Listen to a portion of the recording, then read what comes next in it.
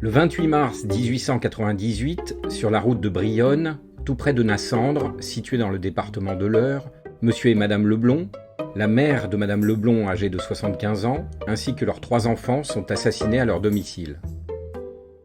Ayant déjà travaillé à Nassandre dans une filature entre 1895 et 1896, Alphonse Caillard, un ouvrier âgé de 27 ans sans emploi, décide d'y revenir pour y réaliser des cambriolages.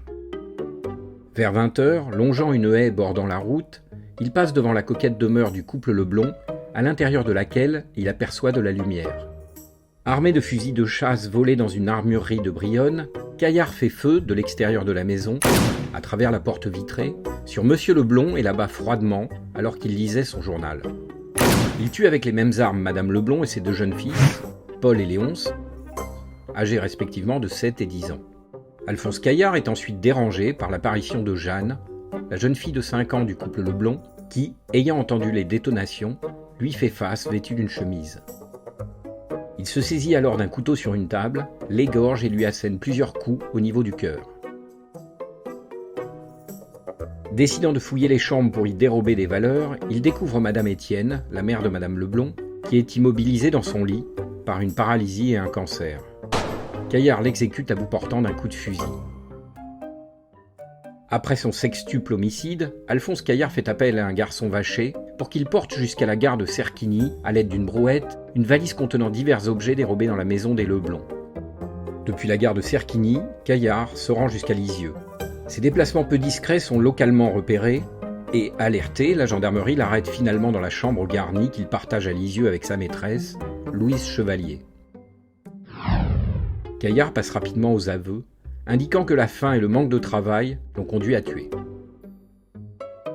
Interné à la prison de Bernay, on apprend qu'il a déjà été condamné 5 fois pour vol, et qu'en 1895, la cour d'assises de Caen, faute de preuves, l'a acquitté après son inculpation dans l'assassinat de 2 vieillards, retrouvés le crâne fracassé dans leur maison incendiée, à Ouville-la-Bien-Tournée, dans le Calvados. À l'occasion de la reconstitution du crime, lorsqu'il quitte la prison et au moment où il arrive à Nassandre, Caillard croise une foule hostile. Plusieurs personnes tentent de le lyncher, malgré une forte présence des forces de l'ordre. Dans la presse, on compare souvent Caillard à l'assassin Jean-Baptiste Tropman, qui en 1869 avait tué tous les membres de la famille Quinque lors du massacre dit de Pantin. On établit aussi un lien entre son acte et ceux du tueur en série Joseph Vacher, qui contribue à semer la terreur dans le monde rural. Ainsi peut-on lire dans le journal La Charente: « Le crime de Nassandre est plutôt de l'espèce de ceux qui sont imputés à Vacher, le terrible écumeur de grand chemin, marquant son passage à travers la France par une traînée rouge, rouge de sang. Vacher et Caillard sont de la même famille, à quelques assassinats près. Tous 2 appartiennent à la lie de cette bohème malfaisante et rapinière qui compromet de plus en plus la sécurité de nos campagnes. » Nombre de journaux stigmatisent la férocité bestiale de Caillard, son cynisme, son absence d'émotion, de remords, et profitent de l'occasion pour demander un durcissement du contrôle et de la répression des cheminots dans le monde rural. Le 9 juillet 1898, la cour d'assises de l'Eure condamne Caillard à la peine de mort. Le 19 août, il est conduit à la guillotine à Évreux, où le bourreau Desblair et ses assistants organisent son exécution. De nombreux curieux crient « à mort ».